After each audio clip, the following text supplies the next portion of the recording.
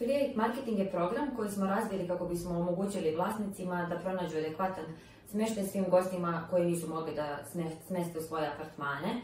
Riječ je o programu koji ima dosta prednosti. Jedna od najvažnijih svakako je mogućnost vlasnicima da dodatno zarade, ali i da zajedno i apartmani u Beogradu i vlasnici izgrade bolje odnose sa gostima, tako što će im pokazati da brinu o svakoj njihovoj rezervaciji. Vlasnici zarađuju 10% od iznosa svake napravljene rezervacije u okviru programa.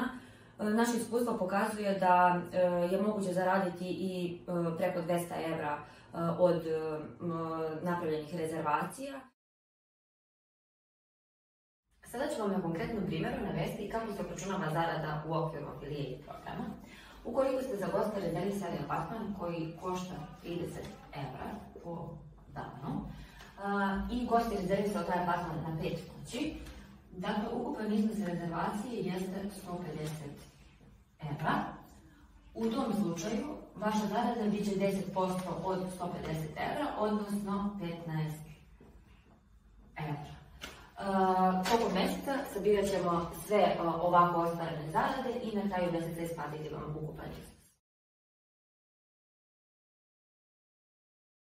Dakle, postoji dva načina pravljenja rezervacije u Affiliate programu.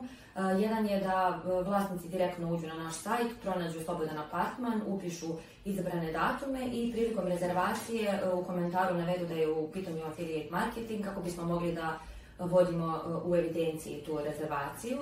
Drugi način je da nam sve informacije o gostu vlasnici pošalju na mail, nakon čega ćemo im poslati listu slobodnih apartmana i zatim vlasnik tu listu može da prosledi gostu. Ukoliko gost napravi rezervaciju, odnosno rezerviše neki od poslatih apartmana, tu rezervaciju vodit ćemo kao affiliate i uračunati na kraju mjeseca. Da vodite evidenciju napravljenih rezervacija u okviru affiliate marketinga.